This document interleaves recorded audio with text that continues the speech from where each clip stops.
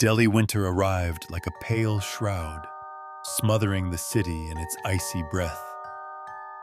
Fog hung over streets like gauze, and the outer walls of Tihar Jail loomed above it all, a gray beast sleeping behind rusted gates. Yet inside, something had begun to stir. Warden Devendra Malhotra, a man in his late 50s with a strict voice and colder heart, sat at his desk with a steaming mug of chai, shivering slightly despite the heater's hum. His eyes were fixed on the envelope before him. Unmarked, aged paper, typewritten message. Open cell X7. Let them speak. There was no signature, no records of a cell X7 in any of the official schematics. Yet as he flipped through the oldest blueprints, there it was, almost erased by time, scratched into the paper with pencil rather than ink, a forgotten corridor beneath Block C. Warden Malhotra called for his team. Inspector Arvind Singh, a no-nonsense officer from Crime Branch, assigned to the jail on internal security protocol. Dr. Ayesha Rawal, a forensic psychologist tasked with monitoring inmate behavior. Head guard Raghav Suri, hardened by 2 decades in service, known to patrol the jail's most violent wings. Constable Aman Ali, young, curious, and brave to the point of foolishness. Electrician Tapan Das, a quiet technician with eyes that had seen far too much for a man of his age. They were ordered to investigate and report back. No fanfare. Just an early morning descent into a part of the jail sealed decades ago. The entrance to cell X7 lay behind a rusted fuse panel. After cutting through the mesh, Tapan discovered an old steel door welded shut. Raghav brought the torch. Sparks flew. Metal groaned like a beast in pain. And then, the door opened with a hiss of trapped air, like a long-held breath finally exhaled. A narrow staircase spiraled downward into complete blackness. Aman lit a headlamp. The beam caught dust, cobwebs, and old chains hanging from the walls. The air was thick with something metallic. Blood or rust, no one could tell. As they descended, the temperature dropped. Their breath clouded. Dr. Aisha's fingers trembled on her recorder as she began documenting the descent. We are 120 feet below ground level. No air ventilation. No records of this structure in modern jail maps. Psychological readings. Elevated heart rate. Sense of being watched. They reached the bottom. The corridor stretched ahead, walls coated in some tar-like substance. It wasn't just black. It shimmered as though alive, writhing gently under their lights. Then they saw them. Old cells, heavy iron bars, each with a mark etched above them. Not numbers, symbols, twisting runes like blind eyes peering outwards. They stopped at the center of the hall, a vast open space with a circular sigil carved into the stone floor. It pulsed faintly. The hair on Arvind's arms stood straight. Suddenly, Tapan's flashlight flickered, died. Complete darkness. From somewhere deep in the corridor came a low, wet sound, a breath that wasn't human. Then a voice, not spoken, but felt, like a hand dragging across the brain. You broke the seal. We remember the pain. Aman screamed. His light came back on, and there she stood, A woman, tall, dressed in what looked like an old prisoner's sari. The number on her chest faded to illegibility. Her skin was stretched taut over bone, lips gone, revealing blackened gums. Her eyes were lidless, too large, filled with white fog, and they bled. Not tears, blood. She stepped forward. With each step, her body twitched unnaturally, bones cracking as if breaking and resetting. Her voice was a whisper of thousands, men, women, children. Where is the judge? Where is the rope? You forgot us. You buried us alive. Raghav raised his rifle. Before he could fire, the lights shattered. The air filled with the scream of chains snapping and walls closing in. Aman fell. His body convulsed as something crawled beneath his skin, tiny bulges rippling across his flesh, as though worms had found a way in. Dr. Aisha tried to reach him, but her fingers passed through the space where he had lain. Aman was gone. Only his shoes remained. Smoke coiled upward in their place, rising to form two arms that reached out and vanished. Panic. They scrambled up the stairs. As they reached the top, the steel door slammed shut behind them. Sealed. No amount of force would open it. Inside Warden Malhotra's office, they sat in silence, all pale and breathless. Aman's name was removed from the staff log. The system no longer recognized he had ever worked there. His family could not be contacted, as though he had never existed. Arvind paced. "This is not haunting," he muttered.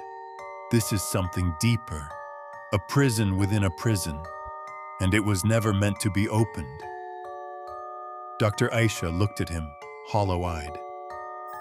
There were more voices, trapped there. Whatever we awakened is not alone. That night, the guards heard chants echoing through the walls. 3 days had passed since Aman Ali vanished inside the sealed corridor. The prison's daily rhythm continued.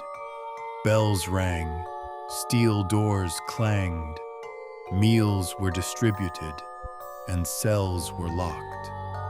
But a heavy silence lingered in the air. It was as though the walls themselves were waiting, listening.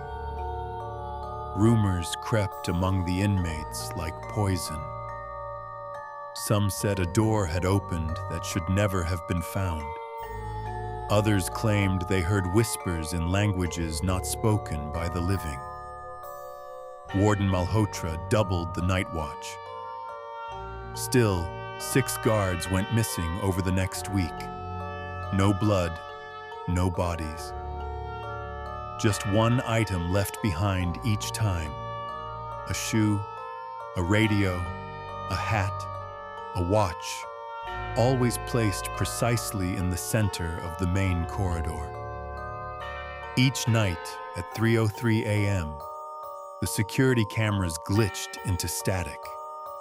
When reviewed, only one frame remained.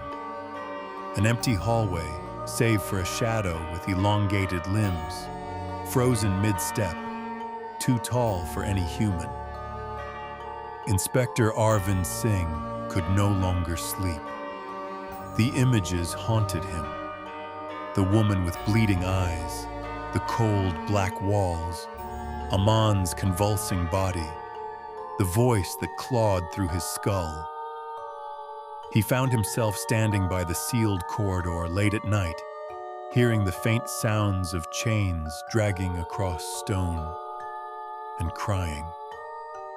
Sometimes a man's sob, sometimes a child's whimper, and once, a voice that sounded unmistakably like Aman calling for help. Dr. Aisha Rawal became obsessed. She locked herself in the psychiatric wing, digging through the jail's oldest psychological records, begging the archivist to bring her pre-independence inmate files. She uncovered yellowed pages, typed and handwritten, signed with trembling pens. The deeper she read, the more the story twisted. In 1946, when Tihar Jail was under British control, cell block X7 was known as Andar Ka Andar, the inside. A secret wing where political dissidents, spiritual leaders, tantrics, and prisoners labeled uncontainable were kept. But it was more than a cell. It was an experiment. Dr. Aisha found the name of a former superintendent, Edward Garland, British, disappeared in 1947. His final memo read, "They do not die like the others. They whisper even after death. One tried to slit his own throat with his tongue. Another turned to ash while laughing. We have buried them beneath 7 seals of iron and salt. God help us if they ever remember who they were." The files ended abruptly after that. Every document referencing cell X7 was redacted, missing, or burned. It was as if the jail itself had tried to erase its memory. But memory is a persistent ghost. The remaining team gathered secretly in Warden Malhotra's office. The atmosphere was thick with unspoken guilt and growing fear. Raghav, the veteran guard, now wore a small Shiva locket he never removed. His hands trembled whenever anyone mentioned the sealed hall. Tapan Das, the electrician, had been spending nights in the substation room, staring at the electrical panels. "There's something wrong with the voltage around Block C," he muttered. "The wires hum at night, like they're singing." Warden Malhotra, red-eyed and aged beyond his years, admitted the truth. There was a door beneath that corridor, beneath even the cells, buried in concrete. We sealed it in 1983 after 7 prisoners burned themselves alive in synchronized ritual.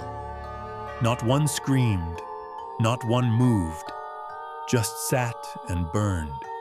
The fire never spread, it just consumed them. Arvind clenched his fists. So why reopen it? Why send us in? Malhotra looked up slowly. "Because someone sent me that letter. And now I think it wasn't typed.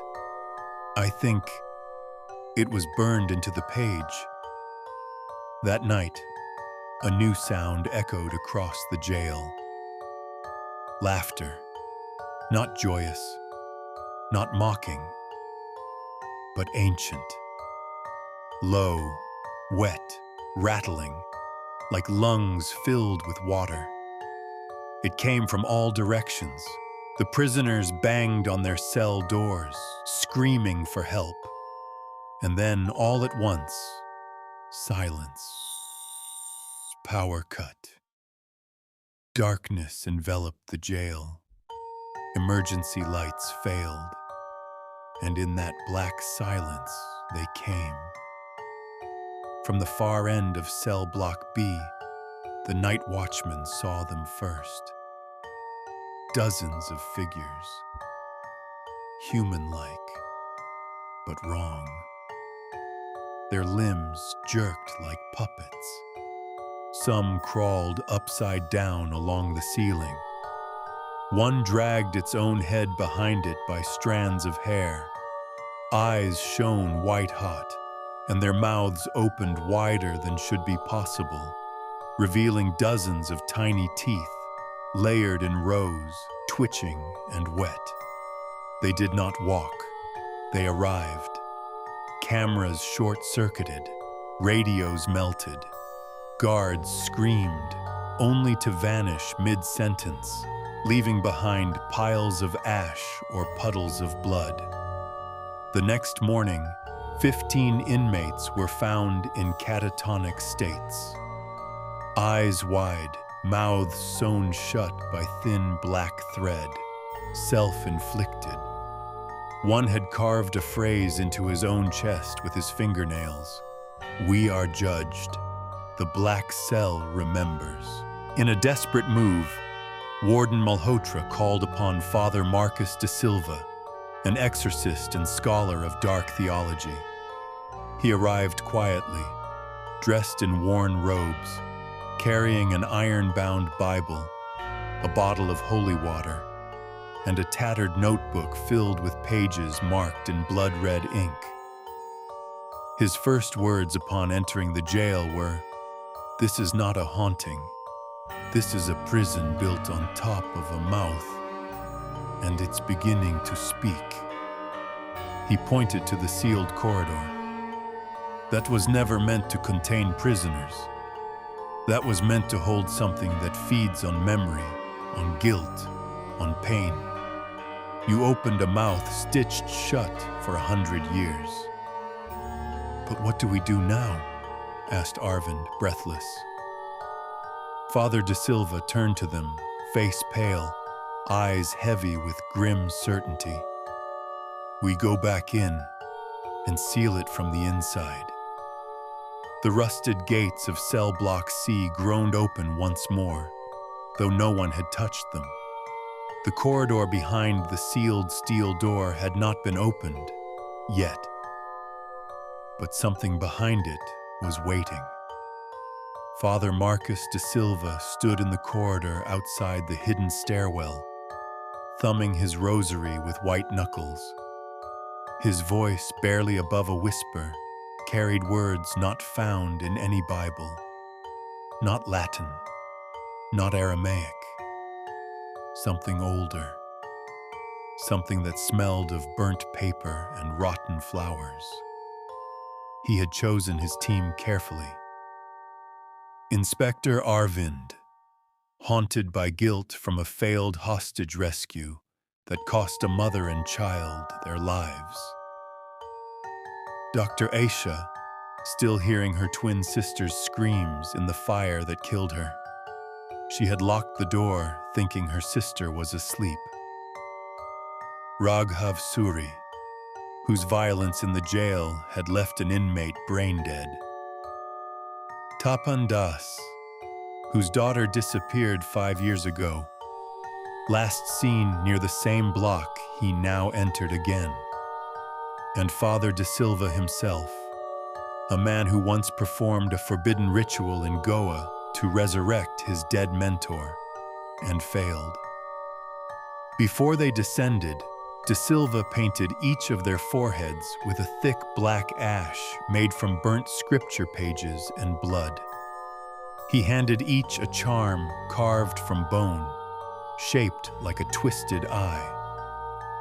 "If it opens," he warned, "you look away. If it speaks, you do not answer. And if it calls your name, run." Tapan unlocked the electrical grid, reluctantly powering a backup generator. The corridor below flooded with cold blue emergency light. Again, they descended the spiral staircase, deeper this time.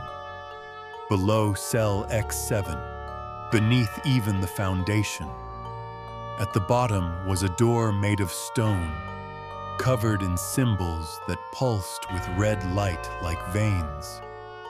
The stone was warm, wet. Father de Silva began the chant. The door opened by itself. What lay beyond was not architecture. It was a cavern carved by something that did not understand walls. Shapes bulged from the stone, faces frozen and screaming, fingers reaching out from the walls. Every step forward made their ears ring and their hearts pound faster. The black cell was not a room. It was a wound, a bleeding, hungry wound in the earth. They entered. Inside, the air changed. Time bent. Clocks stopped. Arvin's watch melted against his wrist. Raghav vomited blood. Aisha fell to her knees, whispering her sister's name again and again. Then the voices started. A child cried out, "Papa, where did you go? You promised." Tapan turned, eyes wide. Anika. A little girl stood at the far end of the chamber. Her eyes were black pits, her mouth too small. When she smiled, it split open to her ears. "Come with me, Papa. I saved your drawings." She held out a burned piece of paper, Tapan's daughter's last sketch before her disappearance. He stepped forward. Arvind grabbed him. "That's not her."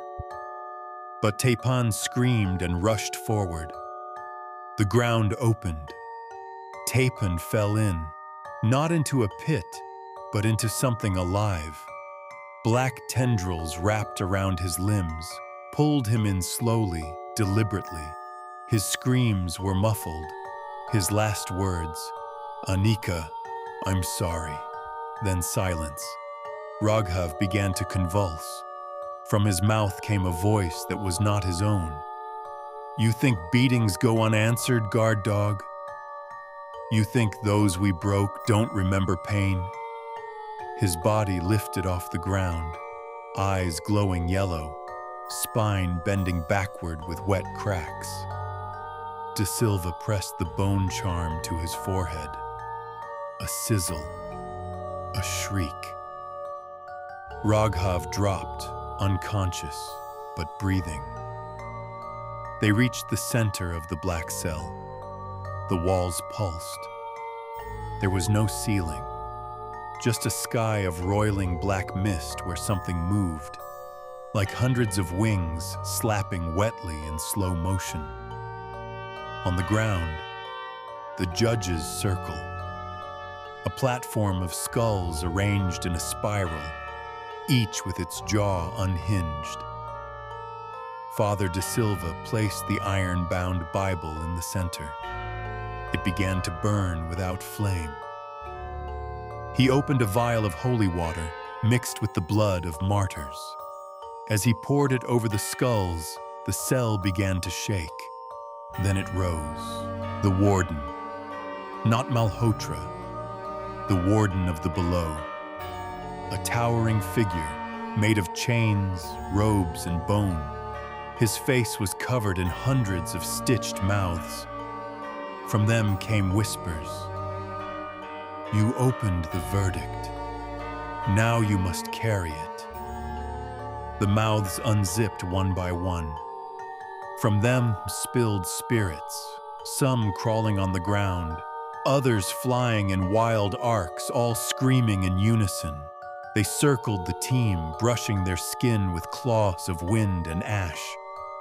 Dr. Aisha turned to Arvind, voice hollow.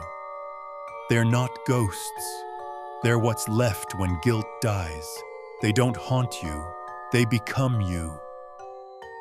Father De Silva shouted an incantation. The circle of skulls cracked. The mist above began to collapse. The warden screamed, not in pain, but in fury. It was deafening. Ayesha clutched her head, blood pouring from her ears. Arvind dragged her backward. They were retreating. The cell was collapsing, reality folding inward like paper burning from all sides. As they ran back toward the stone door, something blocked the way. Aman Ali. He was naked, eyes gouged out, face smiling in a way no human could. His voice was not his. "You left me behind. You left us all." Father De Silva raised his rosary, but Aman stepped aside. still smiling. "Go, you'll come back. You all do." They burst through the door. Tapan's scream echoed behind them, still screaming even though he was gone. Raghav had to be carried. Dr. Aisha bled from the eyes. They sealed the door again, but something whispered beneath it still. That night, Warden Malhotra wrote his resignation. He locked himself in his office. They found him the next morning, eyes sewn shut, hands removed, and on the wall behind him, written in his blood, "You cannot unbury the forgotten. They remember. They wait." The jail remains operational, but the walls are changing. New cracks appear in the floor every week. Some inmates have started to whisper in tongues they've never learned. And every night, just past 3:03 a.m., the sealed corridor breathes. The sealed corridor was locked, welded shut, prayers whispered, charms nailed into its steel. But it was too late. The jail had already swallowed the poison. 2 weeks after the descent into the black cell, strange signs spread like infection. Guards reported inmates standing silently at night, facing the wall, whispering names not listed on any record. Black liquid oozed from cell cracks, thick like tar, smelling of burnt skin. One inmate chewed off his own tongue and smiled when the blood ran down his chin. Another carved spirals into his belly with sharpened nails, whispering, "The warden needs names. Give him names." CCTV cameras melted again, but now, during playback, shapes began to appear in the static. Not shadows, faces, hundreds of them, screaming without mouths, watching every corridor from inside the screen. A fresh wall painting appeared in the oldest block. No one had painted it. It was just there. A depiction of Tihar Jail, not as a structure, but as a beast. A crawling creature with barred ribs and staircases for teeth. At the center, a single black eye. Open, bleeding, watching. In desperation, Arvind and Ayesha visited the oldest surviving inmate, Girdhari Lal, prisoner number 001, sentenced in 1946. He had not spoken in 38 years. He sat in the dark, solitary wing of Block A, beneath 3 chains and salt lines. Blind, deaf, fed by tubes. But the moment Arvind stepped inside, Girdhari turned his head and smiled. "I told them," he rasped. "You open it. You owe it. I was there when the below first yawned. You think it wants escape? No. It wants witnesses. It wants you to carry its story." Ayesha asked him, trembling, "What is it? What was that place?" He turned his ruined face to her. "It is the first guilt, the first prison, Cain's memory, the scream of the first buried soul. You built your jail above it, and now it is building its mouth inside you." He laughed for the first time in 4 decades, and his stomach burst open. Something inside had been growing, a writhing, oily black mass made of hundreds of teeth, tiny, human, infant teeth, spilled onto the ground, clicking as they rolled. That night, 3 more inmates went missing. One left behind a tooth in every room, Father de Silva stayed behind. He would not flee. He spent his final days inside the prison chapel, fasting, reciting forbidden rites. He wrote only one sentence before vanishing. A jail holds prisoners. A black cell holds truths. This jail was built not above hell, but by it. Arvind, now gaunt, sleepless, and hollow-eyed, tried to resign, but the government refused to acknowledge any anomaly. The paperwork never processed. His resignation disappeared. The letter rewrote itself. When he found it days later in his locker, it read, "I accept, I remain, I watch." Signed not by Arvind, but by the warden. Dr. Ayesha Rawal made the last broadcast. Using a smuggled radio, she transmitted her final words over a forgotten emergency frequency. "If you receive this, don't come to Tihar. Don't look for us. The walls dream now, the cells breathe. The black cell isn't locked anymore, because it was never a cell. It was a seed. And we watered it with memory, with grief, with silence. It is awake, and it has your name, yours, mine, all of us who've ever looked away from pain." She was never seen again, but her voice plays every Thursday at 3:03 a.m. on empty radios, even outside Tihar, even in homes. Now, visitors sometimes report a strange feeling while walking past the jail walls. A cold pressure, as if something beneath the earth is inhaling gently. Some say they see someone in the upper tower, an unblinking figure in a blood-stained uniform, always watching, always silent. The sealed corridor still exists, but it doesn't stay sealed. Every few months, someone sees it open, just a crack. Long enough for a breath to escape. A guard, a prisoner, a reporter. One by one, people vanish. All that's left is a whisper written on stone and ancient ash. You enter jails to punish the guilty, but who punishes the jail? And so the story ends, except it doesn't. Because every time you remember it, every time someone reads it aloud, the black cell opens just a little more. You didn't visit Tihar, but tonight maybe it visits you, maybe it more.